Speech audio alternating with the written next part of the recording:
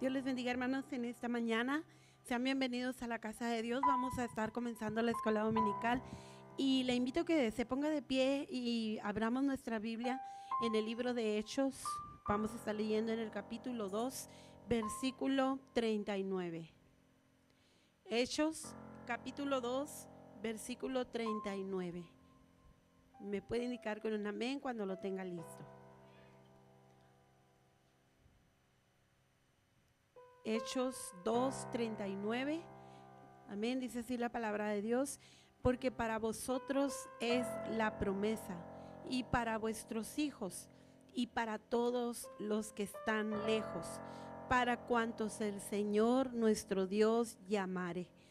Y con otras muchas palabras testificaba y les exhortaba diciendo: sed salvos de esta perversa generación.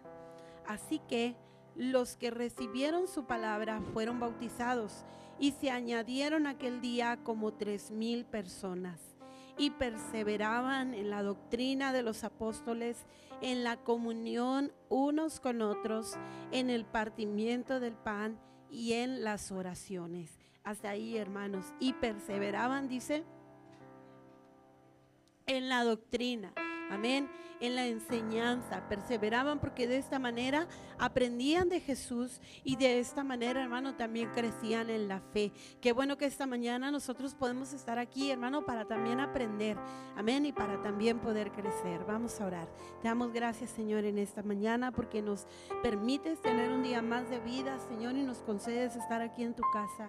Gracias, Señor, por la bendición que hoy tenemos de poder estar aquí congregados, reunidos, Señor, y sobre todo para aprender tu palabra. Permite que cada uno de nosotros podamos, Señor, tener atentos nuestros oídos, Señor, y nuestro corazón dispuesto para aprender, para recibir tu palabra, para atesorarla en nuestro corazón, y que podamos crecer cada día, Señor, en la fe, en el conocimiento, en la gracia, en el amor, Señor, en las buenas obras, porque es tu voluntad. Ayúdanos, Señor, para que esta enseñanza la retengamos en nuestro corazón y también podamos compartirla a otros. Bendice cada una de las clases, bendice a los maestros, a los que vienen en camino. Te damos gracias, Señor. Amén.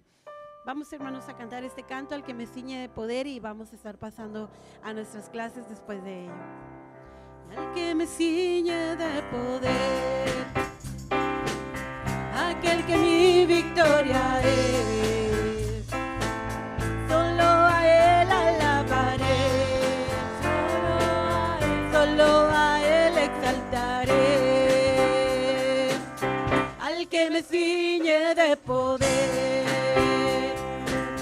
aquel que mi victoria es, solo a él alabaré,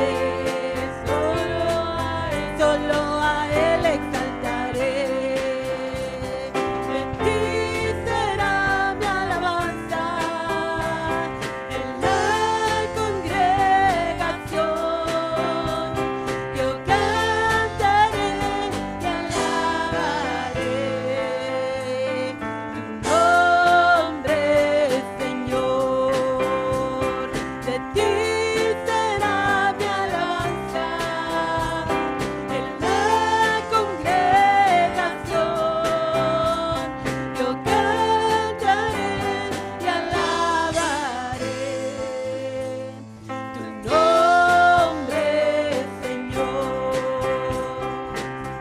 Al que me ciñe de poder, aquel que mi victoria es, solo a él alabaré, solo a él exaltaré.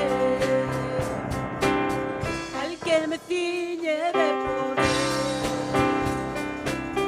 aquel que mi victoria es, solo a él alabaré, solo a él exaltaré. De ti será mi alabanza en la congregación. Yo cantaré y alabaré tu nombre.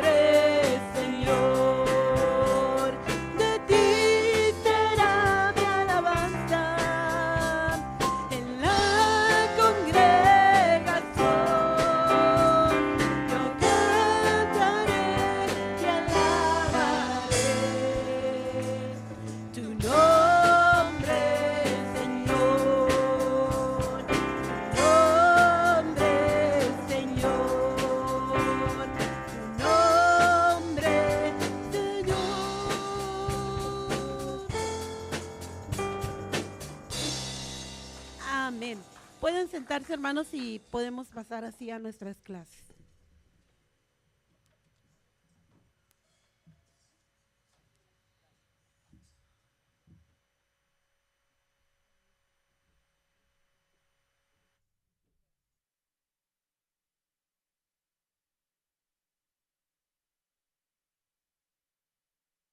Hermanos, en este día tan polvoriento, ¿verdad?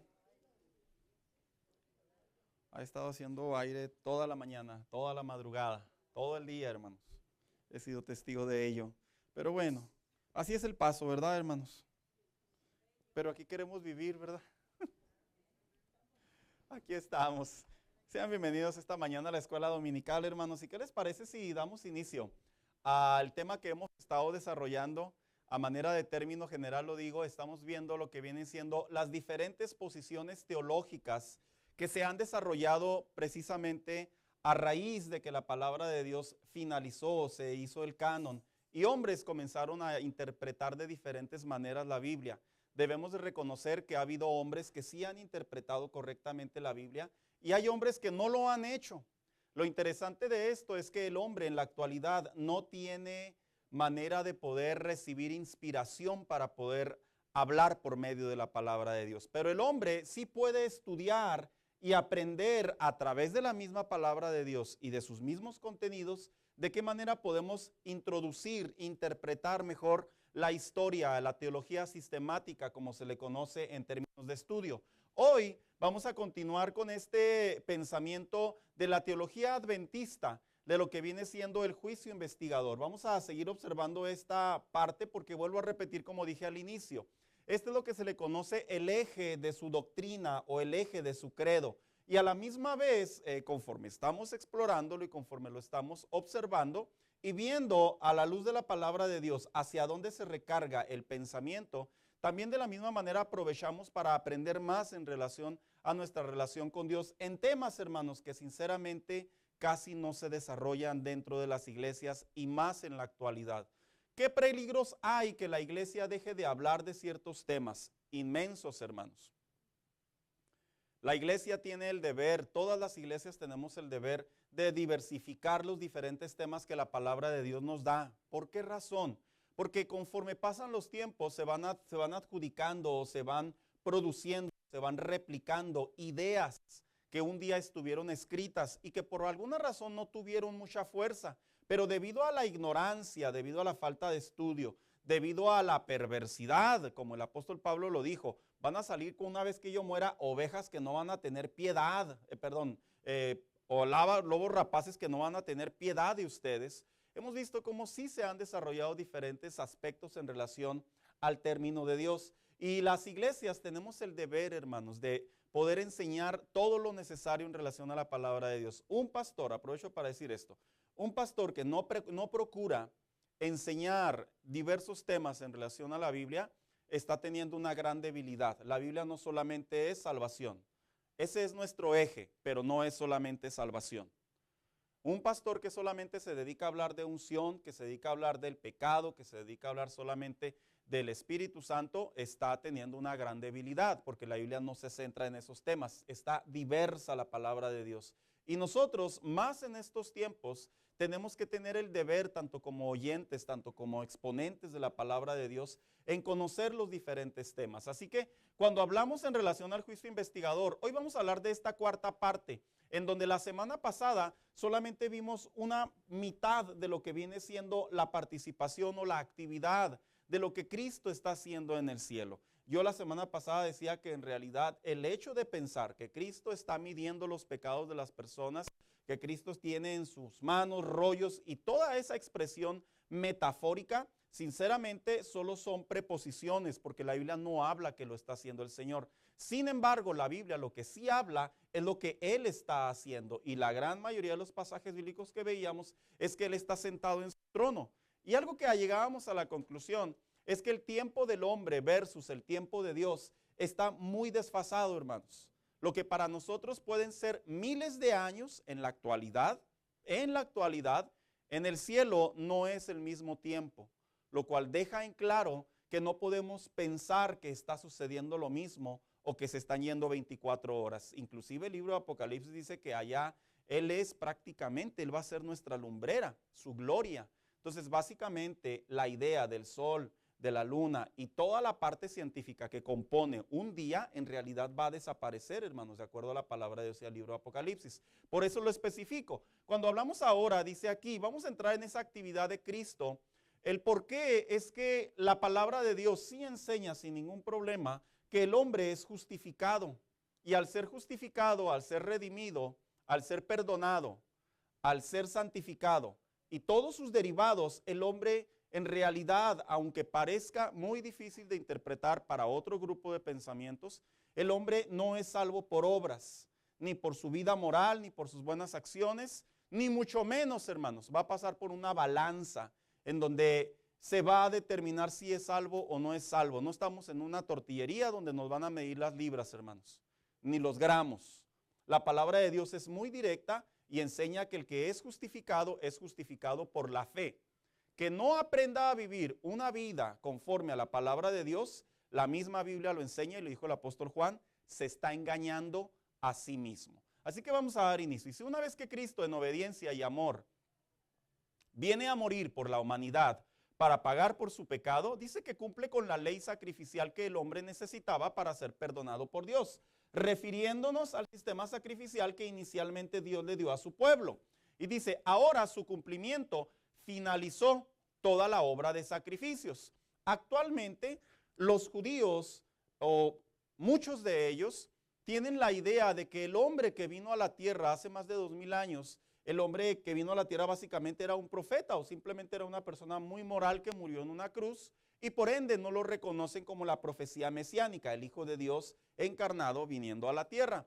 Y ellos actualmente están esperando a un Mesías para poder volver a restablecer el templo y asimismo restablecer los sacrificios. La Biblia sí enseña, y lo explicaron las cartas apostólicas, que ese que vino a la tierra es el Hijo de Dios, es Jesucristo. Las profecías que establecían que el hombre ya no iba a ocupar más el tipo de vida sacrificial como se les enseñó a los judíos, sino que ahora su misión, lo que él hizo en la tierra, iba a ser universal, iba a morir por los pecados de toda la humanidad, de tal manera que ese sistema sacrificial ya no se necesita realizar más, y eso lo vamos a ver de acuerdo a los versículos bíblicos. Si lo tienen por ahí, se los agradecería. Por lo que ahora el hombre es salvo. Existen diferentes pensamientos teológicos en relación si el hombre en el Antiguo Testamento era perdonado 100% o no. No voy a discutir, lo voy a debatir porque tiene otra interpretación. Pero lo que sí queda claro es que de acuerdo a Hebreos 9, 25 y 26, hace una aclaración y solo voy a mencionar ese pasaje bíblico que hay más, pero lo voy a tomar como referencia. ¿Lo puedes leer, por favor, Ana?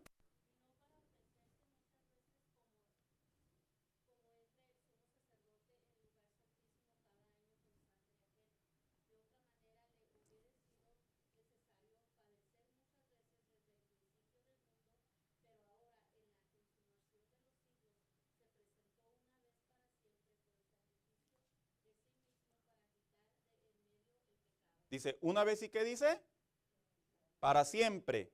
Está hablando que el acto de la cruz del Calvario es el sacrificio expiatorio de lo que representa el Antiguo Testamento, los sistemas sacrificiales, la fiesta anual que tienen los judíos, el Yom Kippur como se le conoce, y Cristo, dice el autor a los hebreos, haciendo una apologética a los judíos. En otras palabras, un debate, una explicación, una refutación. Ya no el hombre necesita ni hacer sacrificios, literalmente, ni tampoco espiritualmente hablando el hombre necesita hacer sacrificios para adquirir una salvación. Ahora el hombre, dijo aquí el autor, una vez y para siempre quedó saldada la cuenta delante de Dios. Y dice aquí, esto significa que ya no hay condenación para el que está en Cristo. Cuando el hombre ofrecía un sacrificio en el Antiguo Testamento, ¿por qué lo hacía?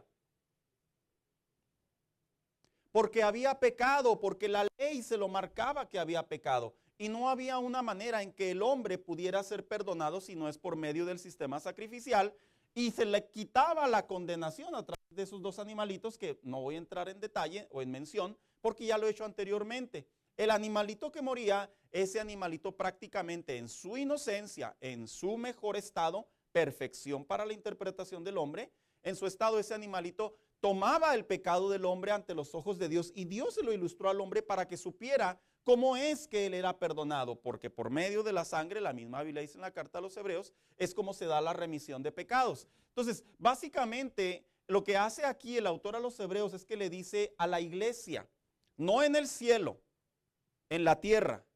En el sentido en la tierra, me refiero que a través de la consumación del sacrificio en la cruz del Calvario.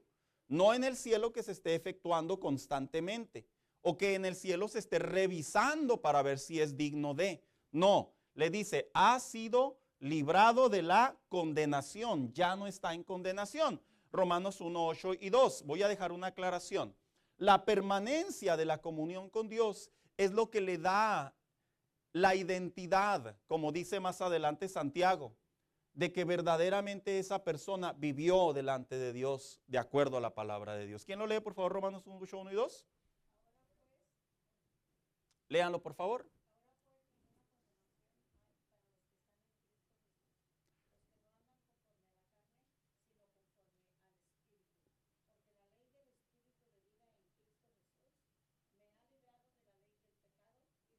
En otras palabras, el apóstol Pablo decía, he sido libre del pecado, no haciendo alusión a que me tengo que cuidar para ver si doy el ancho en el cielo. No haciendo alusión, no estoy seguro. No, hablando de una plenitud. Una persona que ya es libre de un cargo en un juicio, en ese instante ya no puede volver a ser juzgado. Obviamente existen los litigios, pero no puede ser juzgado. ¿Por qué? Porque ya se le emitió su declaración. Entonces, automáticamente cuando una persona le entrega su vida al Señor e inicia la vida en Dios, esa persona es justificada, es libre de condenación. Y a partir de ese momento, conforme va creciendo en los rudimentos de la fe, esa persona aprende que no hace buenas obras para ser salvo, porque ya es salvo, hace buenas obras. Y eso lo enseñaron los apóstoles y el mismo Jesucristo lo enseñó. Dice, los hijos de la luz, los hijos del reino, etcétera, etcétera, haciendo alusión a la nueva vida en Dios. Y dice, recordando que esta carrera finaliza hasta que morimos en Cristo Jesús. ¿Qué significa? Que no se puede hacer trampa. No puedo comprar o participar en una carrera y luego me salgo. Y luego ya cuando entra la premiación, ¿verdad? Me acerco y digo, no, pues yo también vengo por mi medalla de consuelo. Tú te saliste de la carrera. Hay reglas, te sales de la carrera automáticamente, no finalizaste. ¿Qué dice Santiago 1:12?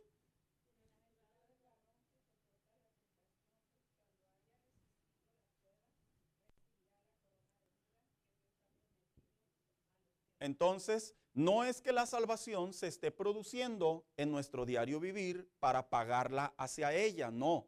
Es que está hablando de una plenitud cuando el hombre prácticamente ya muere o que Cristo venga, cual sea la causa, automáticamente el hombre es la evidencia de que ese hombre vivió su vida en Dios. Entonces, la semana pasada estuvimos viendo esto a manera de resumen, no lo voy a mencionar para no tomarme más tiempo. Así que hoy voy a continuar. La carta a los Hebreos, propósito. Vuelvo a repetir lo que dije la semana pasada. La carta a los Hebreos no es una carta que trace la actividad de Cristo en el cielo, actualmente hablando. Lo voy a explicar así brevemente.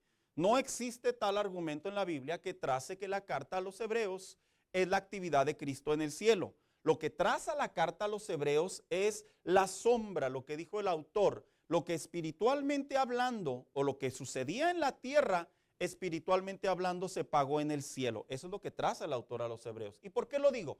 Porque precisamente en la teología adventista ellos trazan que la actividad de Cristo es diaria, por así decirlo, constante, dinámica, actual en el cielo. Cristo no está midiendo nuestros pecados, no lo existe, no existe tal. Lo que pasa es que la palabra juicio la toman en un contexto de Daniel 8, en donde lamentablemente por error de cálculo y todavía en la actualidad formaron esa línea de pensamiento. Pero la carta a los Hebreos no habla de que Cristo está actualmente en el cielo haciendo tal actividad. Eso lo dije la semana pasada. Sin embargo, vamos a ver ahora si Jesucristo es nuestro sumo sacerdote, sí. Vamos a estar recordando, hermanos, que Cristo tiene muchos títulos. ¿Sí lo sabía eso, hermanos? tiene muchos títulos. De hecho, usted tiene muchos títulos. Mire, usted es vecina, usted es mamá, usted es hija, usted es hermana, usted es ciudadana, y le puedo seguir la lista, y usted es cocinera, y usted es la afanadora de la casa, no que los afanes, me refiero a las actividades de la casa, y usted tiene muchos títulos. En la Biblia, Cristo también tiene muchos títulos, y dos de ellos que vamos a estar hablando en relación a su actividad en el cielo, es que Cristo tiene el título de juez, pero también tiene el título de sacerdote. Y vamos a definirlos. Uno, capítulos del 4 al 10 dicen que hablan que Jesucristo es muy superior al sacerdote de Levítico en carácter. Ahorita vamos a ver qué era el sacerdote de Levítico en carácter de acuerdo a Levítico 16. Dice, en ministerio, y que su pacto es mayor que el anterior. Lo que hacían los sacerdotes en la tierra, que entraban una vez al año, lo que le dice el autor a los hebreos es lo siguiente: lo que hizo Cristo en la cruz del Calvario está por encima de lo que ustedes creen, o de lo que ustedes aprendieron, o de lo que ustedes comprenden en la ley mosaica. Y luego dice aquí, por medio de su comparación entre ambos. Sin embargo, no presenta a Cristo de manera activa examinando las obras del creyente. Mientras Él está en el cielo, Él hizo el sacrificio perfecto, de acuerdo a, ahí está el versículo bíblico. Todas sus explicaciones son comparaciones del Antiguo Testamento, lo que se conoce la sombra o antiguo sacerdote al llevarlas a cabo delante del pueblo. ¿Qué fue lo que hizo Cristo cuando Cristo murió? Estuvo esos días en la tumba y luego resucitó. Y luego cuando resucitó se le acerca una persona, ¿quién recuerda? Y lo intenta tocar. Gracias. Hay una versión muy antigua de la Biblia que dice que en realidad no es que no quisiera que tocara al maestro. Yo solo hago mención de ella. Es por debido a las interpretaciones. Sino que esta mujer, más bien dicho, no lo quería soltar. ¿Y por qué no lo quería soltar? Bastante obvio, por la emoción. Existen dos líneas de ideas. Una dice que no lo debía de tocar porque aún no había ascendido al cielo. Esa es una idea. Y la otra, y la toman literal, textual. Y la otra es que no lo quería soltar. Entonces, ambas versiones, a pesar de que unas conllevan a un significado diferente al otro, lo que sí llevan a entendimiento claro es esto, que Cristo tenía una actividad pendiente todavía. Recordemos que Cristo cuando murió, ¿a dónde fue primero? Al Seol. Tuvo su actividad. Una vez que resucita, se va al cielo, asciende. ¿Y qué hace en el cielo? Pues precisamente el cumplimiento de todo el sistema sacrificial delante del Padre, exponiendo al hombre que ahora el hombre había sido justificado, que ahora el hombre había sido redimido, que ahora el hombre ya no estaba bajo condenación. ¿Y de dónde sale esa explicación? Las armonizamos precisamente a través de Hebreos y las armonizamos a través de ese acto y de la ascensión de Jesús. Una vez más Jesús vuelve en el sentido de que está con los hombres cerca de 40 días, como ya lo conocemos, pero ahora así su ascensión ya es definitiva hasta que Él venga. Y dice aquí, Jesucristo nuestro intercesor. Recordemos que Satanás es nuestro acusador y señala nuestras debilidades y pecados ante Dios. El libro de Job nos presenta un cuadro en donde aparentemente están delante del Señor los ángeles y luego dice, ¿y entre ellos quién? Satanás. Esta es una de las explicaciones más complejas que se encuentran en la Biblia en relación cómo es que Satanás tiene acceso al trono de la gracia de Dios, en donde es un lugar santo, sagrado. En realidad, hermanos, si lo vemos desde nuestra perspectiva humana, no estamos de acuerdo que alguien inmundo, alguien mentiroso, alguien en todos sus derivados de ser un ser destructor, ¿cómo puede presentarse delante del Señor?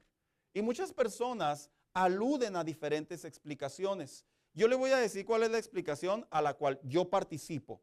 La razón por la que Satanás tiene acceso a la presencia del Señor y lo ha tenido siempre hasta que se cumpla el milenio, es porque en calidad de acusador, él va delante del Padre y le hace saber la condición de los humanos y principalmente de sus hijos. En ese sentido, en ese cuadro legal, es correcto. No hay manera de poder decir que no tiene parte, porque entra en calidad de acusador. No entra en calidad de un ángel que es aceptado por Dios. No entra en calidad de un ser que va a ser perdonado por Dios. Entra en calidad de un ser angelical que debido a la caída del hombre y al dominio que tiene y a su carácter, va y nos acusa delante de Dios. Por eso dice el libro de Apocalipsis, y en una ocasión, recordando las palabras de Jesús, dice, vi caer como un rayo.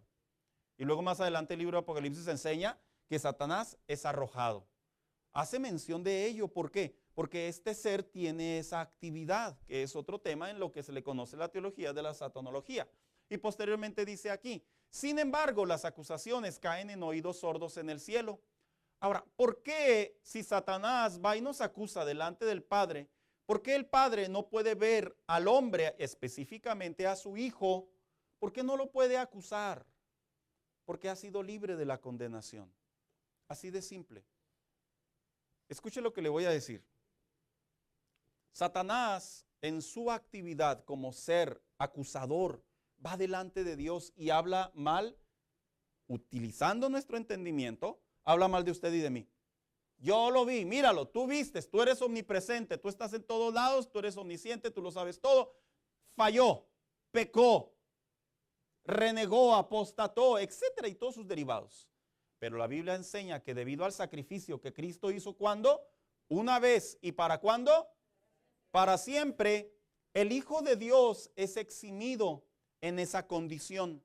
No perdamos de vista que eso no significa que no recibimos consecuencia de nuestros actos. No pase por alto que el hecho de practicar una vida en pecado nos libre en el aspecto de que no perdemos la salvación o simplemente de que la salvación siempre va a estar ahí. Cuidado con eso, porque la realidad por la cual somos justificados de la condenación es porque ya ahora estamos reconciliados con Dios. La reconciliación con Dios se da por medio de la cruz. Y fue un mensaje que el apóstol Pablo le dijo a los creyentes. Dice, por lo tanto, Dios siempre ve a sus hijos en la perfecta justicia de Jesús. Cuando el sacerdote, el sumo sacerdote, tomaba el animalito y lo llevaba a la actividad de la consumación y subía como aroma ascendente el humo de lo que lo calcinaba al animalito, esa representación simbólica significaba que gracias al derramamiento de esa sangre y a la consumación de ese acto, el hombre había sido justificado, perdonado delante de Dios.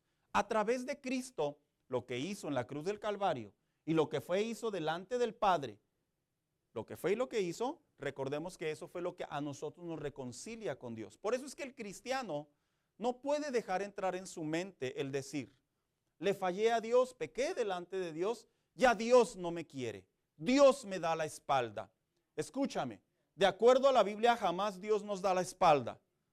Jamás. Nosotros somos los que le damos la espalda a Dios. Escuche, nosotros jamás Dios nos suelta de su mano. Nosotros soltamos a Dios de su mano. Ese contexto, ese juego de palabras, ¿cómo ha causado daño en los cristianos? Siento que el Señor me soltó. No, tú soltaste al Señor. Yo lo solté. Bien lo dijo el apóstol Pablo, dice, mientras nosotros somos, ¿qué dijo? Infieles. ¿Qué dice? Él permanece fiel, una permanencia acorde a un pacto que hizo por medio de su Hijo Jesucristo. Así que puede suceder que yo me pueda sentir que estoy soltado de la mano de Dios. Claro que puede sentir uno eso, en definitiva, pero que sea cierto es diferente. Es como la gente que tiene frío. ¿Cómo hace frío? Y luego usted ve a los chavos con playeras de tirantitos, ¿verdad? ¿De veras? Es la percepción. Pero la realidad es que de acuerdo a la palabra de Dios nos suelta, porque Él es fiel. Dice, por lo tanto, Dios siempre ve a sus hijos en la perfecta justicia de Jesús. Cuando Jesús murió en la cruz, su justicia, perfecta santidad, dice, nos fue imputada. En otras palabras, el pecado fue arrebatado. Pagó, cubrió, saldó, y ahora ya no estamos en amistad con Dios, ahora estamos en total amistad con Dios. Y dice aquí, mientras que nuestro pecado se le atribuyó a Él en su muerte. Jesucristo también puso fin al sacrificio de los animales. Al venir a la tierra y morir en la cruz del Calvario, puso fin a los sacrificios de animales. Simbolizan la muerte de Jesús llevando las consecuencias de los pecados de la humanidad y así poder redimirlos, como dice Hebreos 10:10. En otras palabras, el autor a los hebreos le dice a los judíos lo que se creía que se tenía que practicar. Un sacrificio para que se te perdonaran los pecados. El Yom Kippur una vez al año, la fiesta de que el sacerdote se purificaba a su familia, purificaba al pueblo, era el evento nacional prácticamente. Dice el autor a los Hebreos, ya no, porque Cristo ya pagó. ¿Quién lo lee, por favor?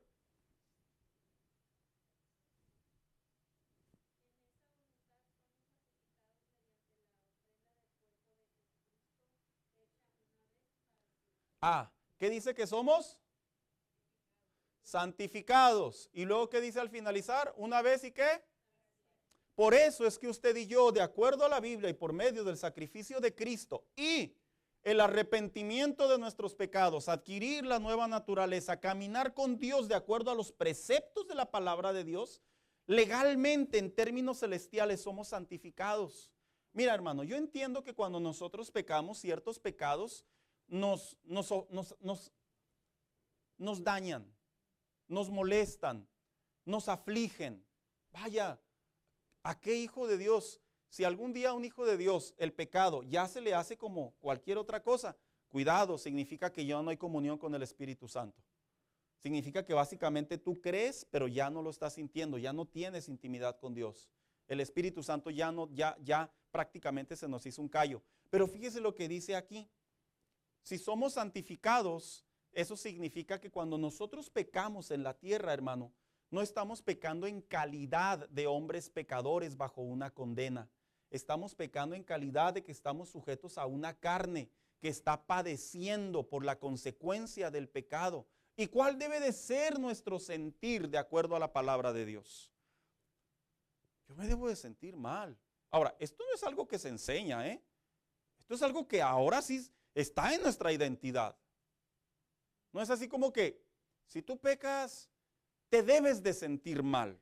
No en ese contexto de que se le enseña para que se le meta en la cabeza. No.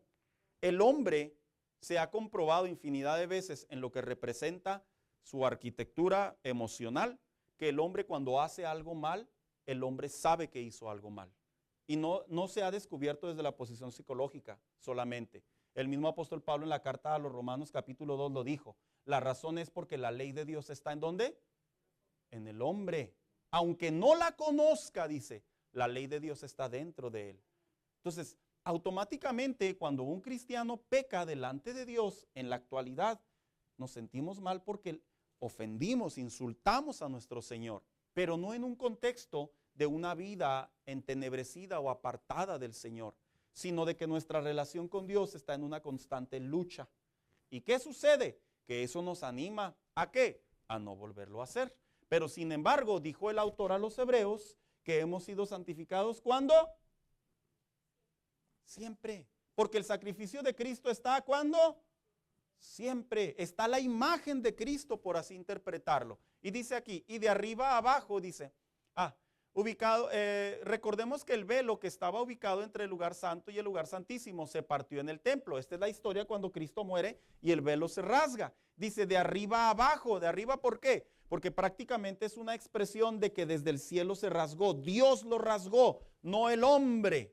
El hombre en la tierra, si lo hubiera hecho de abajo hacia arriba, el hombre lo está rasgando. El hombre no lo rasgó. Fue un acto divino lo que lo rasgó. En otras palabras, quien verdaderamente pagó es el que lo rasgó, refiriéndonos a Cristo. Esto significa que el hombre ya no necesita más sacrificios.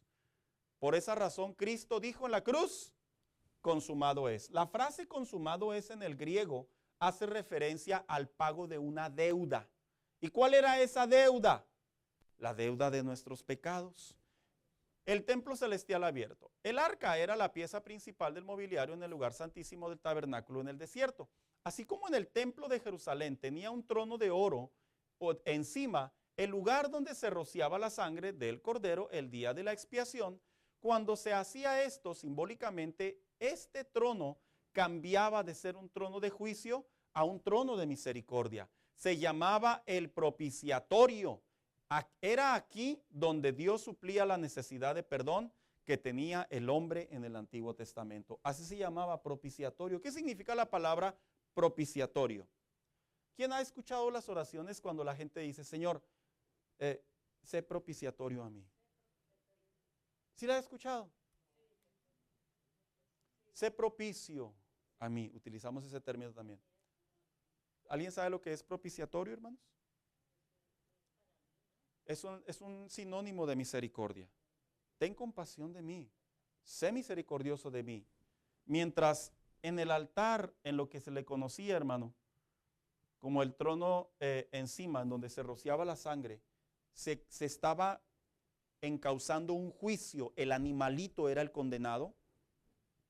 A la misma vez, cuando el animalito era entregado y era consumado, pasaba de ser de un acto de juicio a un acto de misericordia. Cuando Cristo vino a morir en la cruz, Él pasó de ser de un acto de juicio sobre la humanidad a un acto de misericordia. Aclaremos en qué contexto. En el contexto que el hombre ya no fue más consumido como lo fue durante los tiempos antiguos. Los tiempos de la Torre de Babel, los tiempos del Noé, los tiempos de Sodoma y Gomorra, en donde Dios, a causa de la maldad del hombre, ¿qué hacía? Llevaba a exterminio. Después de ello, dice no solo la Biblia que Dios hizo un pacto con Noé, no solo dice la Biblia que Dios rescató a Lot y su familia, menos su esposa, sino también dice la misma palabra de Dios que en donde abunda el pecado, sobreabunda la gracia, la propiciación del Señor, la misericordia del Señor. Sin embargo, hay un día que está reservado para el hombre, en donde se acabará su reloj y el hombre recibirá el justo juicio. Todos, vivos y muertos, justos e injustos, y ahorita vamos a entrar en ese contexto, se presentarán delante del Señor. Y dice aquí, se llamaba el propiciatorio, aquí era donde Dios suplía la necesidad del perdón que tenía el hombre en el Antiguo Testamento. Quiero que visualicen, nomás es una imagen de lo que era el tabernáculo. Este era el lugar en donde prácticamente Dios le dijo a Moisés que construyera un lugar en donde se llevaría a cabo todo el sistema sacrificial. No voy a entrar en ello, solo le comparto imágenes. Y a la misma vez se puede observar que estaba dividido en 3 secciones: atrio, lugar santo y lugar santísimo. ¿Qué era el día de la expiación? Bueno, Levítico 16 así se instituyó. Era el día más grande del año. Era expiación, traducida del hebreo, que significaba cubrir. De ahí viene la idea, ¿verdad, hermano Daniel? Que los pecados son a crédito. Bien, dice, en este día el pueblo confesaba sus pecados como nación y el sumo sacerdote entraba al lugar santísimo para hacer expiación por ellos. Se realizaban sacrificios y se derramaba sangre para que él así pudiera ser cubiertos los pecados del pueblo. El sacrificio de Cristo en la cruz daría a toda persona la oportunidad de librarse siempre del pecado. ¿Somos libres siempre del pecado? Sí y no. Ah, caray, ¿cómo está eso? Somos libres del pecado porque ya no estamos esclavos a él. Ya no le pertenecemos al pecado. Pero todavía pecamos porque dentro de nosotros hay una condición de caída del hombre. Eso es totalmente entendible. No hay conflicto en su interpretación. Y lo que hacía en el Antiguo Testamento, este sacrificio, es que no los limpiaba en el contexto, en una expresión para siempre. Lo que en realidad sucedía en ese tiempo era que los pecados, preste atención, que se habían cometido del día de la expiación para atrás, eso sí. Pero del día de la expiación para enfrente, esos no. ¿Por qué? Porque básicamente al ciclo de un año más, ¿qué tenía que hacer? Volver a hacer otro sacrificio. El Hijo de Dios, por eso es que cuando viene al Señor, es adoctrinado, aprende la palabra de Dios, ya no le pide perdón a Dios por su salvación. Yo entiendo que a muchos, lo digo con mucho respeto, muchos cristianos, cuando son nuevos en el Evangelio, ¿quién no le pasó, hermanos, que pidió perdón por sus pecados y que el Señor lo salvara varias veces? Levante su mano. No sé si no se animó porque no fue clara mi pregunta, pero a mí también me pasó. Hasta que un día me escuchó mi papá y me enseñó y me dijo, eres salvo, le entregaste tu vida al Señor. Ahora vive como hijo de Dios. La Biblia te enseña cómo vivir. Pero es natural que se haga eso. ¿Por qué? Porque tenemos la idea que porque todavía seguimos pecando, todavía no somos salvos. No pedimos perdón para ser salvos nuevamente. Pedimos perdón porque ofendemos a Dios en condición caída del ser humano. Pedimos perdón porque ofendemos al prójimo.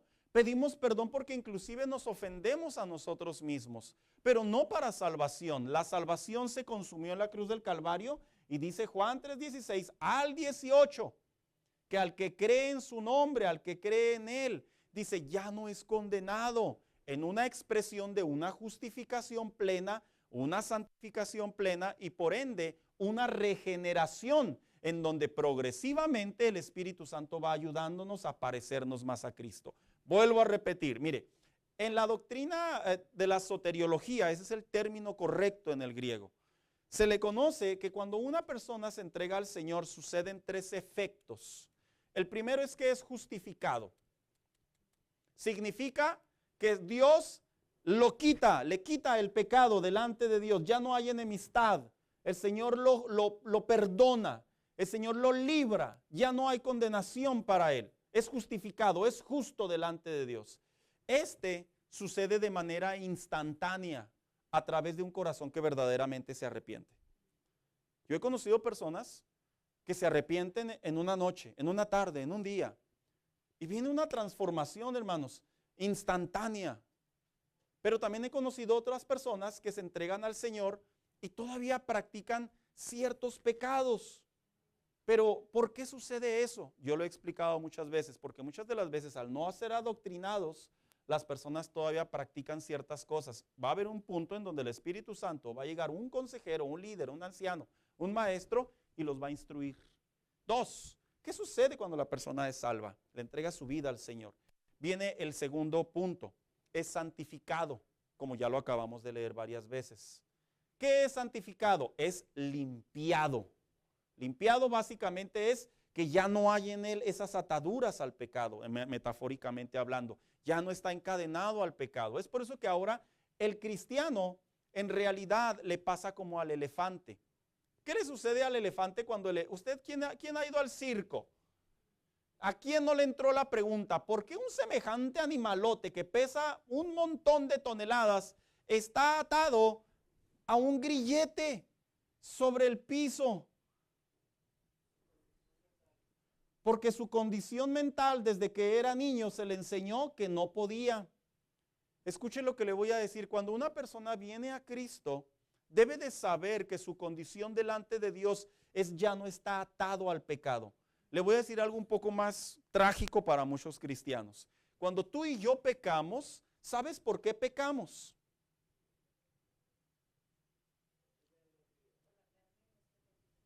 Por libre albedrío. Perdón la palabra, porque nos gusta. Ya sea que lo justifiquemos, ya sea que lo alteremos, ya sea indirectamente, ya sea por reproche, por cualquier circunstancia. Pero la Biblia claramente dice, tú ya no estás atado al pecado. En otras palabras, ahora pecamos porque queremos.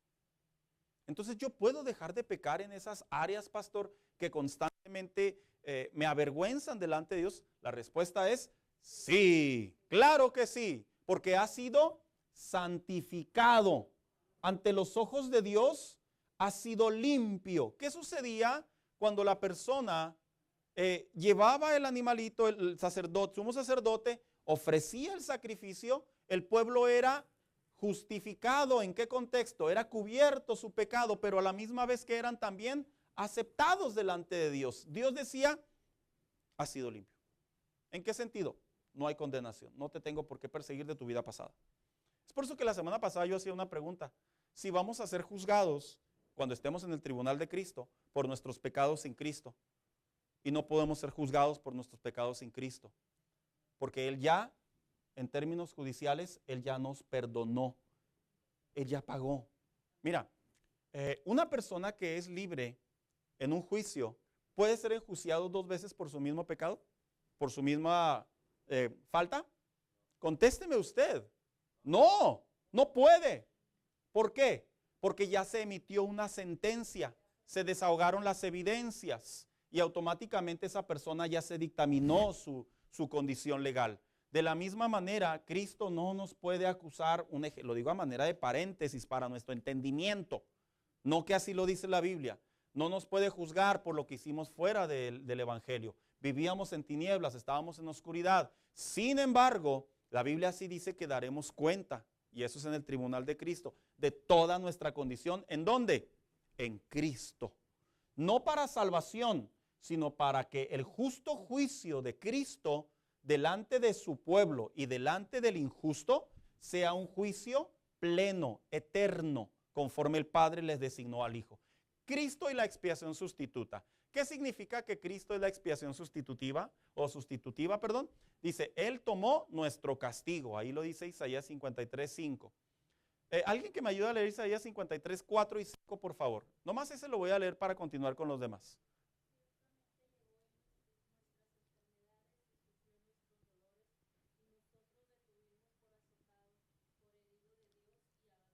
¿Qué fue lo que llevó? ¿Cuáles pecados?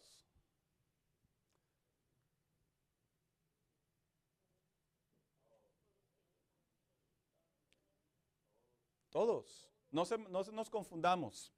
Ser libres del pecado no significa que si pecamos, automáticamente tenemos licencia para pecar y estamos limpios. Jamás la Biblia enseña eso. Jamás.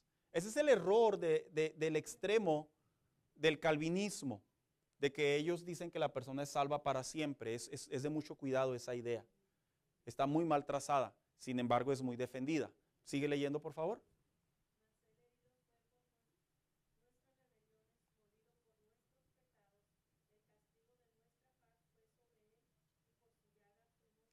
¿El castigo de qué?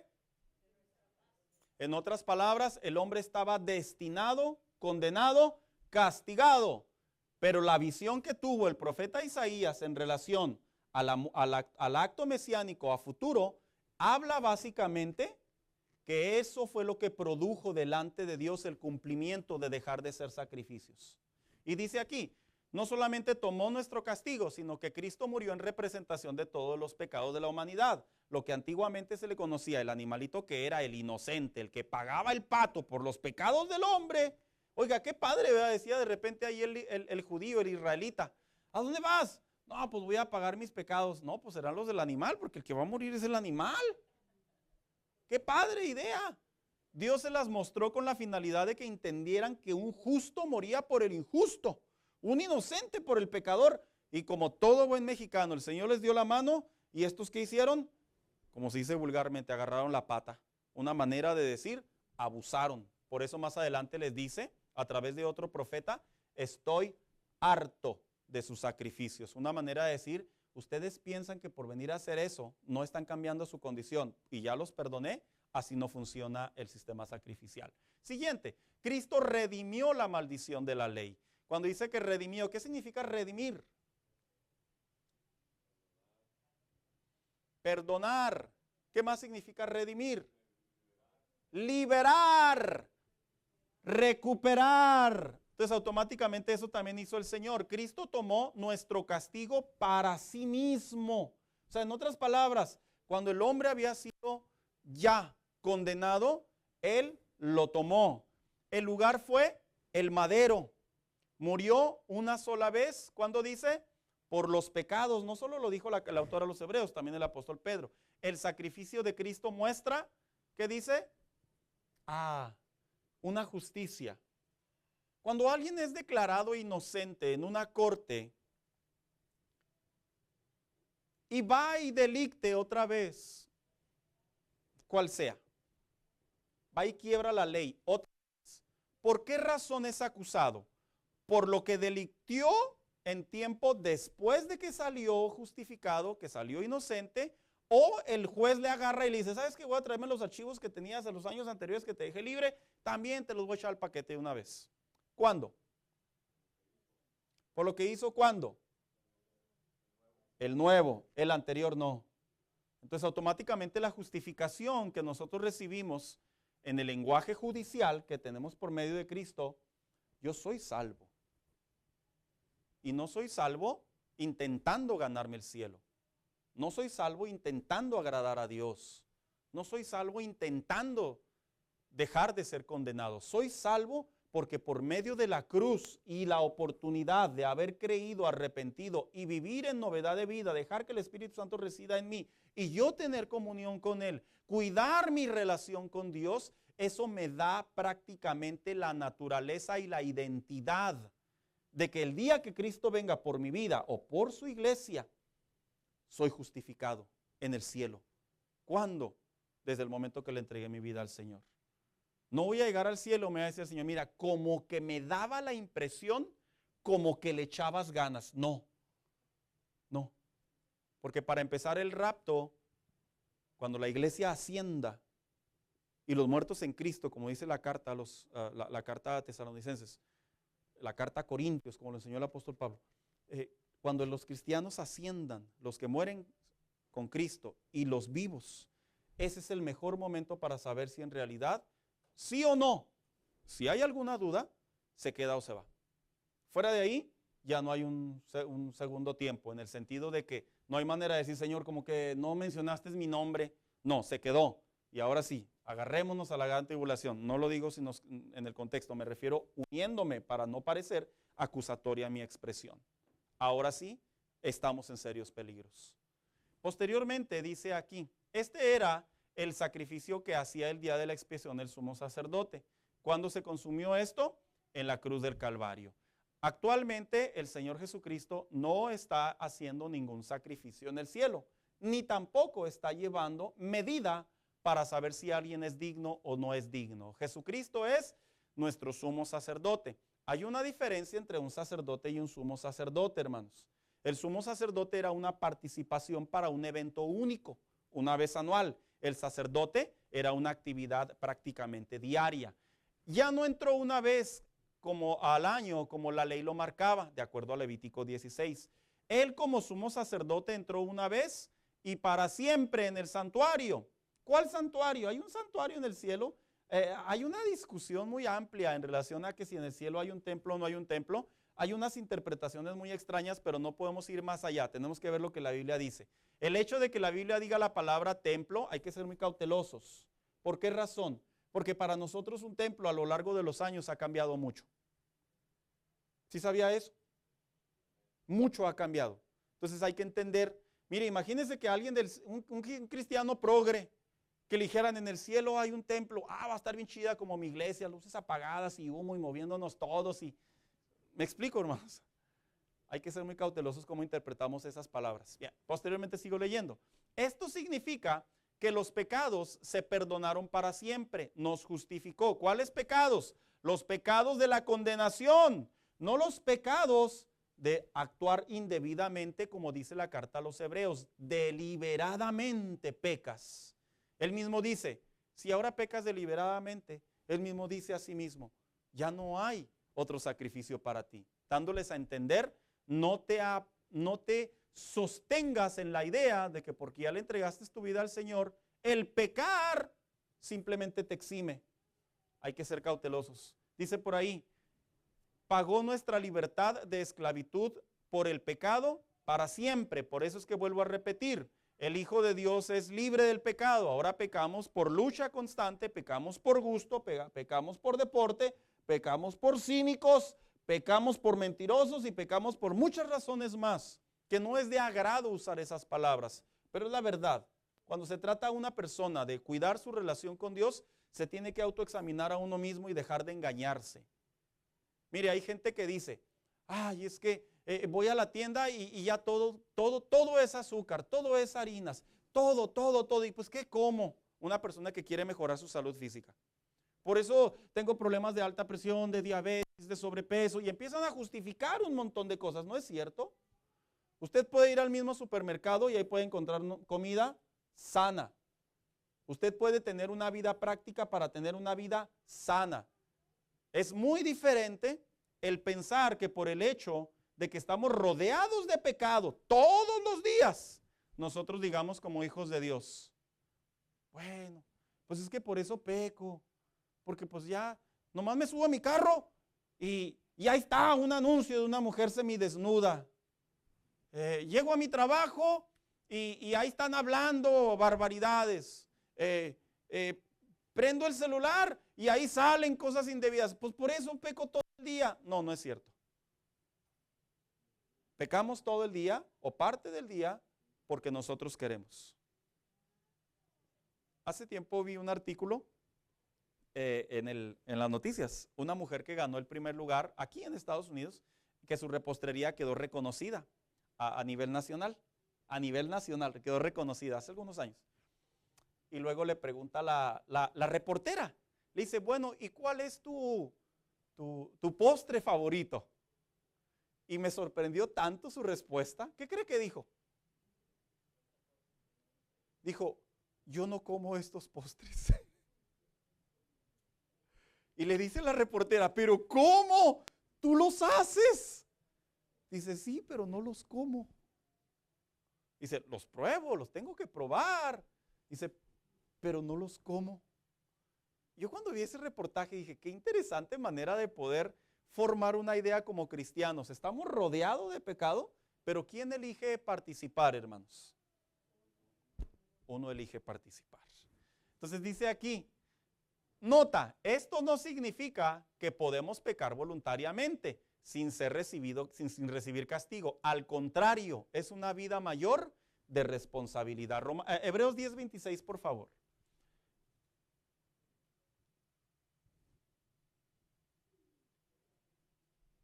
Y yo creo que esta advertencia que dio el autor a los hebreos es por obvias razones.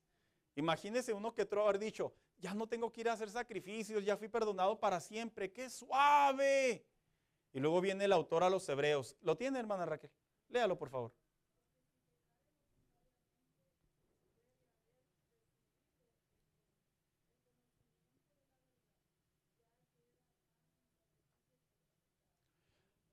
Ya no queda más, dándoles a entender, ¿y ahora qué van a hacer por ustedes? Es una manera muy abierta, muy fuerte de confrontar a los oyentes y hacerles saber, esto no significa que vas a pecar deliberadamente. No hay sacrificio para ti. Es una manera de decirles, cuida tu vida espiritual. El sumo sacerdote Cristo y el sacrificio perfecto. Jesucristo no está expiando pecados, ya lo hizo. Por lo tanto, no está revisando o examinando nuestros pecados a manera de saber si somos dignos de salvación. El hombre es digno de salvación a partir de entregarle su vida al Señor. A partir de ese momento, el hombre es digno en el sentido como un don, no que se lo merezca. Tomó la oportunidad para una esperanza o condena. Su expiación fue para salvar al hombre de la condenación. Si estuviera examinando, entonces significaría que su expiación no fuera perfecta, sino temporal, limitada o acondicionada. Si estuviera definiendo la conducta del hombre, me refiero en relación al Hijo de Dios, entonces esto no fuera esperanza. El Hijo de Dios le espera la corona de justicia. Quien se arrepiente de sus pecados y acepta la gracia que el Hijo de Dios ofrece, ya no está bajo condenación, ya que ahora vive conforme a su nueva naturaleza y dando fruto de su vida en Dios. El mismo apóstol Pablo así lo creyó y animó. Ese sí lo vamos a leer. 2 Timoteo 4, 7 y 8, por favor. Es interesante que vamos a escuchar las palabras de una persona que no se preguntó, sino que afirmó y animó que quien vive en buena comunión con Dios, en saludable comunión con Dios, en una vida conforme a la palabra de Dios, les dijo, hay una esperanza para ustedes y hay una corona. No está sujeta a si la van a recibir o no. La van a recibir. ¿Lo leen, por favor?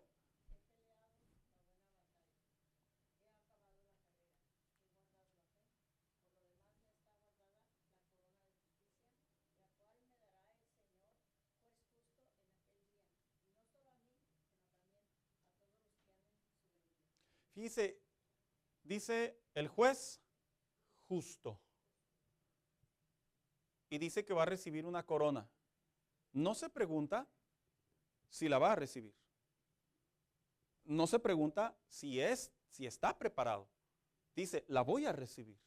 Y los anima a los demás. Por tanto, no dejemos, hermanos, de autoexaminarnos. Esa sí es una responsabilidad de cada cristiano. Y que nuestra vara de medir sea la palabra de Dios. Así que no mintamos. El juez justo Cristo, todo hombre será juzgado y Dios es el juez. Este título y responsabilidad le fue dado al Hijo por el Padre Celestial, juzgando a los vivos y muertos, a los hijos de Dios ante el tribunal de Cristo como juez, a los impíos, incrédulos, injustos en el gran trono blanco. Los hijos son excluidos del juicio final porque ya han sido justificados, santificados y reconciliados. Habla de una plenitud que sucedió en aquel lugar. Y con esto finalizo. ¿Cuál es el juicio del hombre y cuál es el juicio del justo y del injusto? Estos pasajes bíblicos que están en su mano, mi mano derecha que es su izquierda, comprenden cómo va a ser juzgado el injusto. Y a su mano derecha habla cómo va a ser juzgado el justo. Pero nomás me voy a abocar a 1 de Timoteo 1, 9 y 10, por favor, y con eso voy a terminar, hermanos. ¿Quién lo tiene?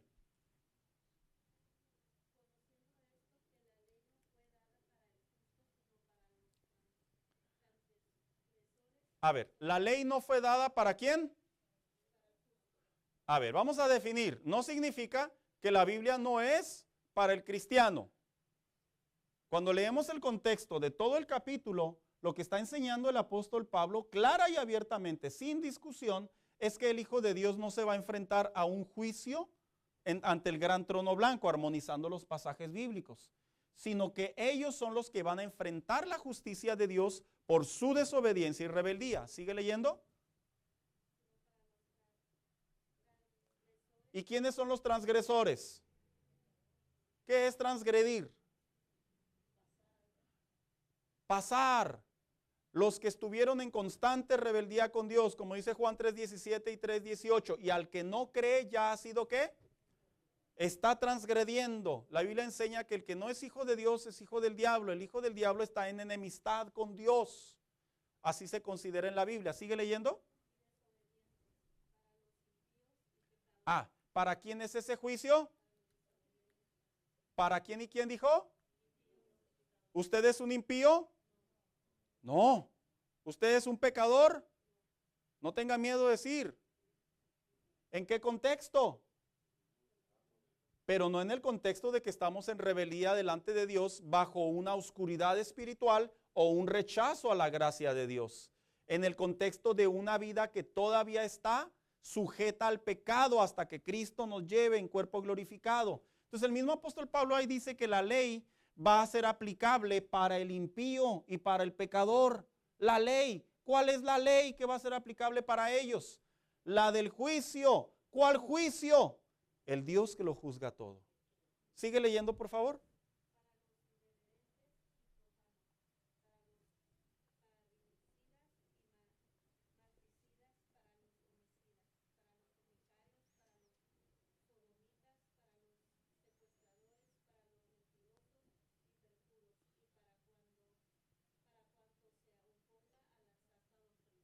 En otras palabras, sí deja en claro el apóstol Pablo que los impíos y los pecadores son los que van a ser juzgados en la ley de Dios. Mire, estos que están aquí no los voy a leer, como quiero finalizar la clase ahora, esto sí le quiero dejar que usted lo lea en casa. ¿Cómo debe ser la vida de un hijo de Dios? Imitando a Dios, dejando de pecar, guiado por el Espíritu Santo, guardando su palabra, glorificando a Dios, permaneciendo en Él, perseverando hasta el final. Así debe de vivir un hijo de Dios, de acuerdo a la doctrina de la palabra de Dios. No simplemente decir, ya vine, me arrepentí y pues a seguirle dando, ¿verdad?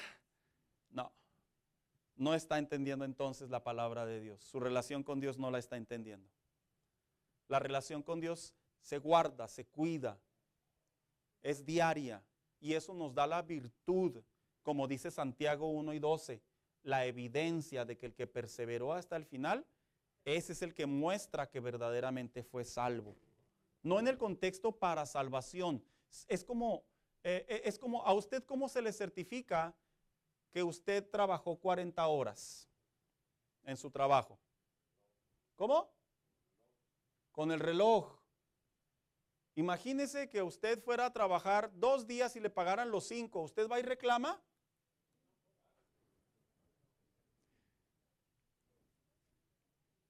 Lo justo es ir y reclamar. Eso es lo justo. Pero ¿qué pasa si usted trabaja 5 días y le pagan 2? ¿Va y reclama? ¡Ay, no se tardaron en contestar! El tener la evidencia de que usted trabajó 40 horas es lo que le califica para poder recibir su saldo, su cheque completo. La evidencia de un hijo de Dios que verdaderamente caminó conforme a la palabra de Dios no es el hecho de un día le entregó su vida al Señor y ya jamás volvió a la iglesia, o vino cuando se le pegaba la regalada gana, perdón mi palabra. No, es la permanencia, la constancia, la vida en Dios que vamos practicando, ejercitando día a día. Por eso dice la palabra de Dios, dijo el apóstol Pablo, examínate, una manera de decir, es lo mejor que te va a poder suceder. Si tú te examinas, ¿cómo? ¿En base a mi juicio? No, en base a la palabra de Dios.